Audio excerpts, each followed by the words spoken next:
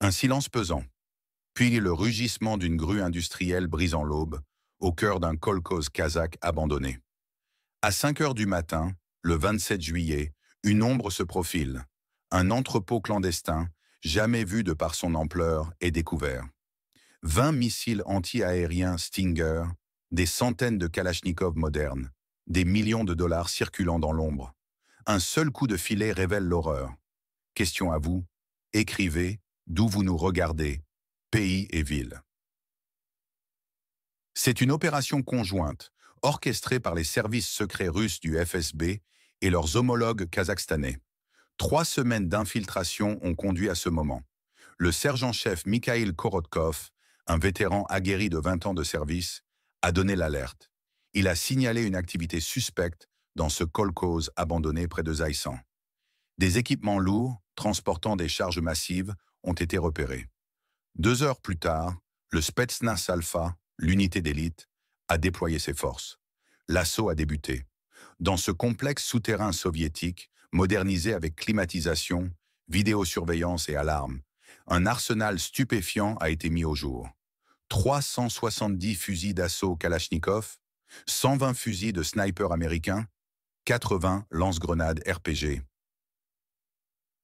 Des milliers de munitions de tout calibre, le coup de tonnerre, 20 systèmes de missiles anti-aériens portables, des Stinger.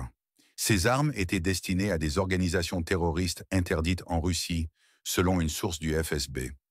Des documents révélant des cartes détaillées des points de passage frontaliers, les plannings de changement de garde des patrouilles frontalières, et une liste de clients potentiels couvrant 7 pays d'Asie centrale et du Caucase ont été saisis. Des arrestations simultanées se sont déroulées dans 4 régions.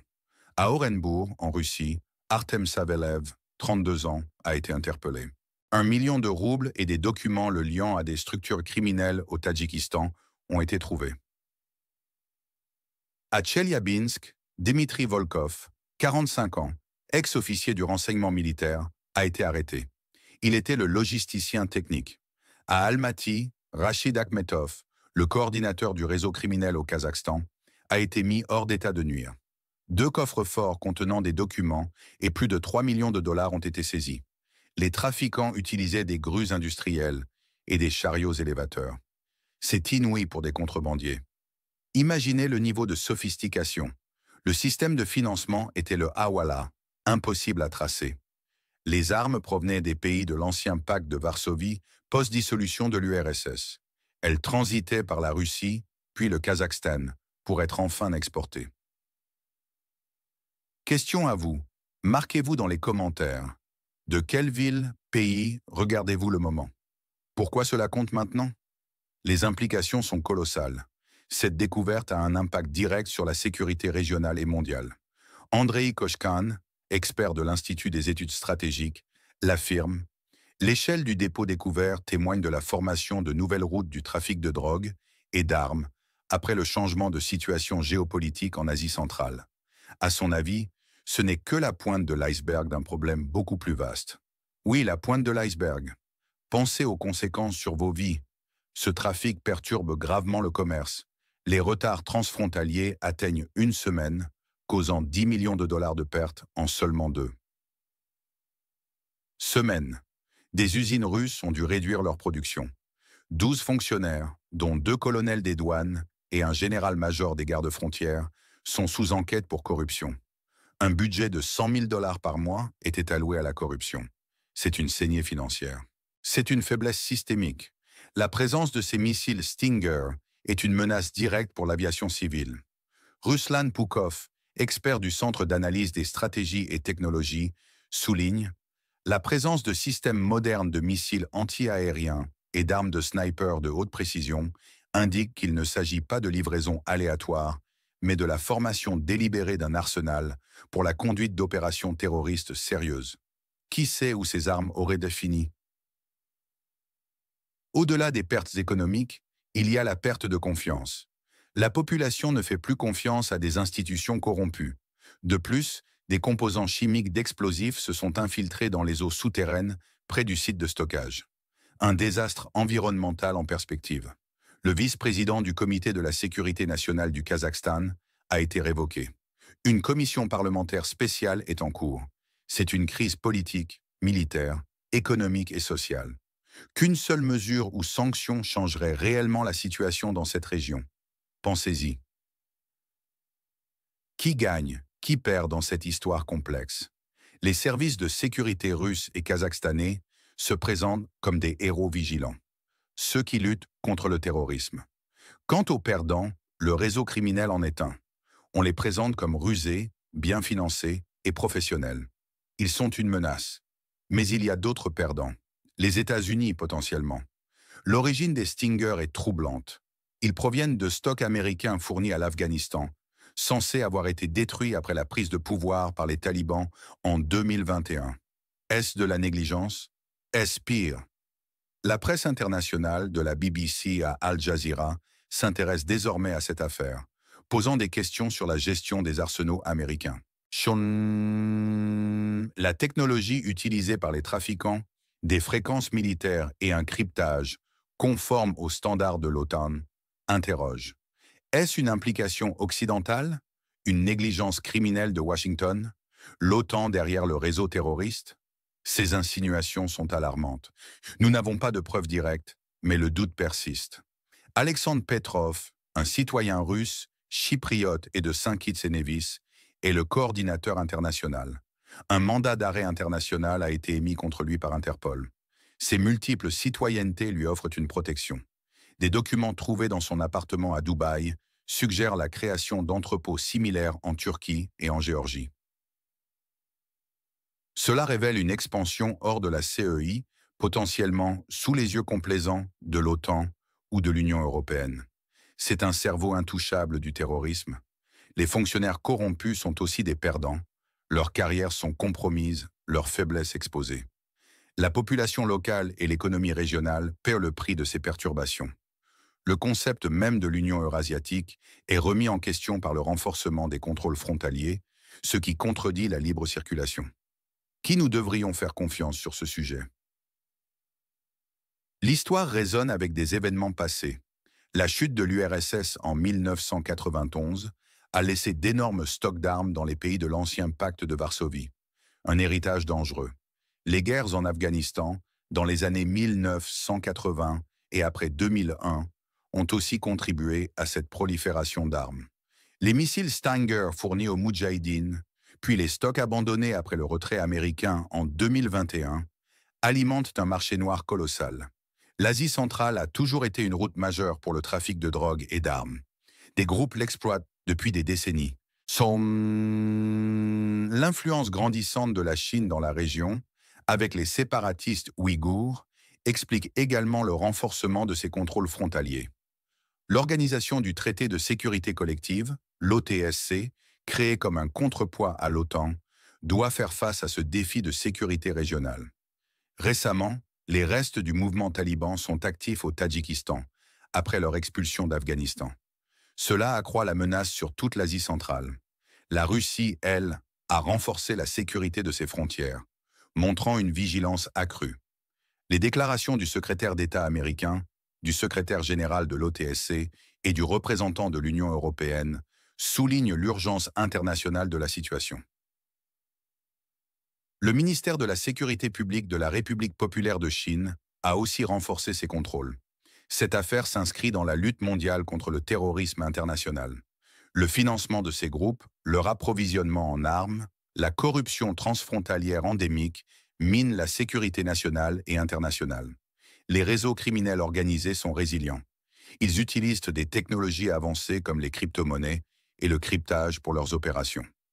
Les tensions géopolitiques en Asie centrale, un carrefour stratégique, s'intensifient. L'incident pourrait être une preuve de la nécessité d'une plus grande stabilité. Quel événement dans cette zone géographique est sous-évalué par les médias et pourquoi? Le contexte géopolitique global est en constante évolution.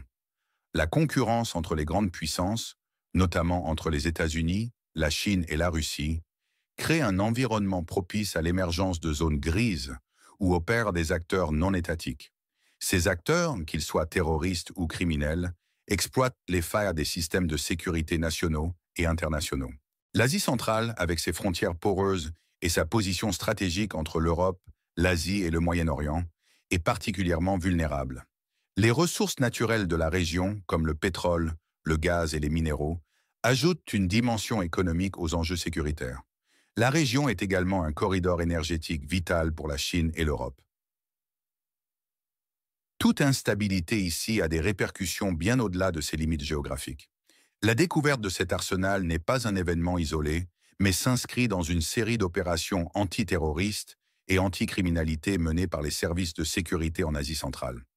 Au cours des 2 dernières années, plusieurs caches d'armes et de drogue ont été démantelés et des centaines de membres de groupes criminels organisés ont été arrêtés.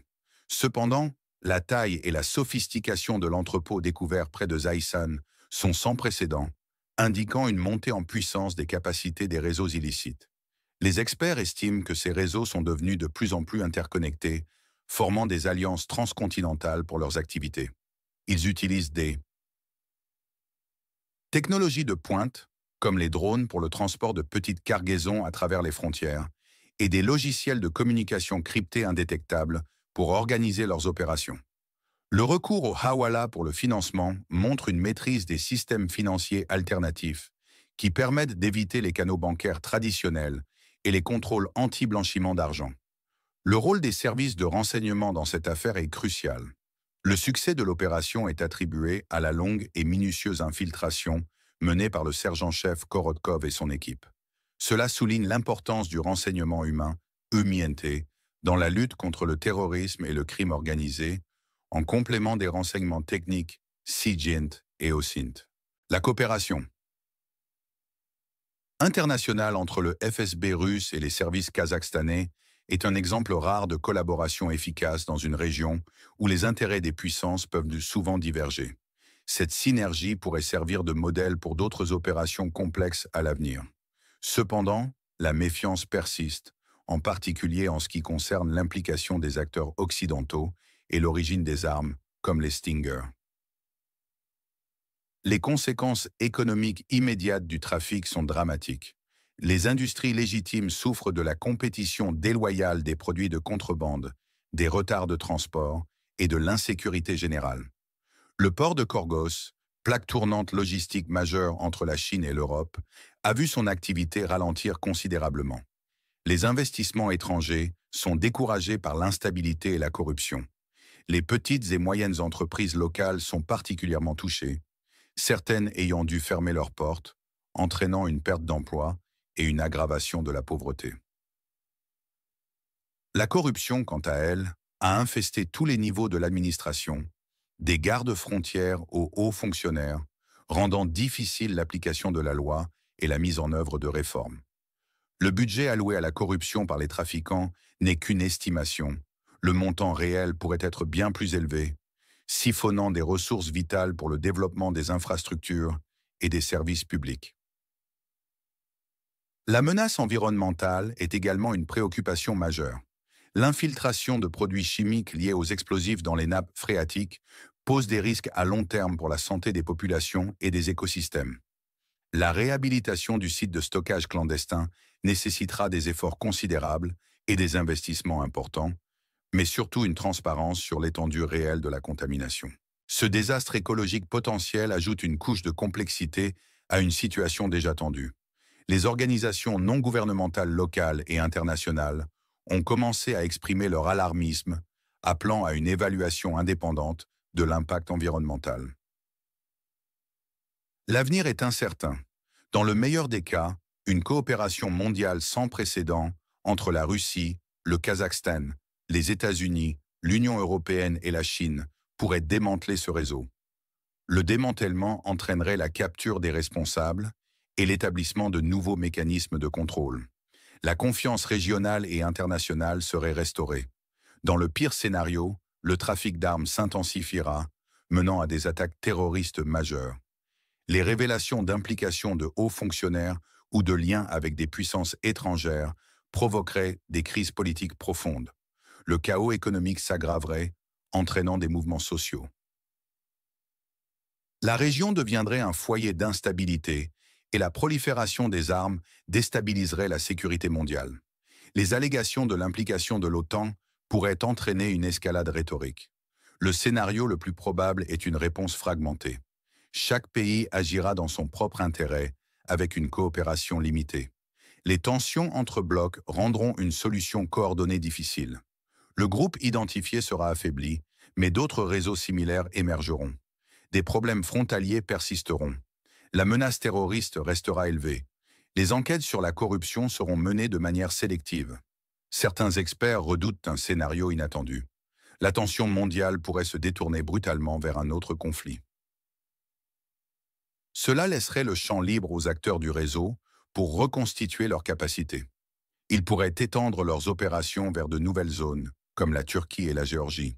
Vous, en tant que conseiller du dirigeant kazakh, que feriez-vous dans les 90 prochains jours?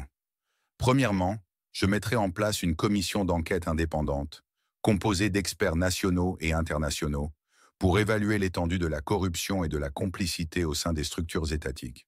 Cette commission aurait des pouvoirs étendus pour accéder aux documents et interroger les fonctionnaires, sans interférence politique. Deuxièmement, je lancerai une campagne de sensibilisation publique sur les dangers du trafic d'armes et de la corruption pour restaurer la confiance de la population et encourager la dénonciation des actes illicites. Enfin, je renforcerai les capacités technologiques des gardes-frontières en investissant dans des systèmes de surveillance avancés et en formant le personnel aux nouvelles méthodes de lutte contre la contrebande. Les enjeux sont énormes. La sécurité de la population dépend de l'efficacité de ces opérations. La corruption détruit la confiance. Les implications géopolitiques résonnent bien au-delà des frontières de la région. Ces événements illustrent la fragilité du monde. La menace du terrorisme est réelle. La question demeure, qui profite réellement de ce chaos? Les acteurs non étatiques profitent de l'instabilité et des failles des États pour prospérer. Les puissances extérieures, par leurs agendas cachés ou leur inaction, peuvent aussi en tirer profit. En fin de compte, ce sont les populations civiles qui paient le prix fort de cette guerre souterraine. Les médias, dans leur couverture, doivent donc veiller à ne pas simplifier la situation, mais à exposer la complexité des dynamiques en jeu, sans pour autant céder à la théorie du complot. Abonnez-vous à notre chaîne pour un décryptage sans concession de l'actualité mondiale. Activez la cloche pour ne manquer aucune de nos analyses profondes et percutantes. Laissez un commentaire. Où se trouve la ligne rouge entre la sécurité nationale et la transparence des services de renseignement? Cette question est plus pertinente que jamais, car les succès d'une opération antiterroriste ne doivent pas justifier une opacité totale qui pourrait, à terme, nuire à la démocratie et aux droits humains. Il est crucial de trouver un équilibre entre la nécessité de protéger les informations sensibles et le droit des citoyens de savoir comment leur gouvernement combat les menaces et d'être certain que les moyens utilisés sont légaux et éthiques. Le débat est ouvert et vos contributions sont essentielles.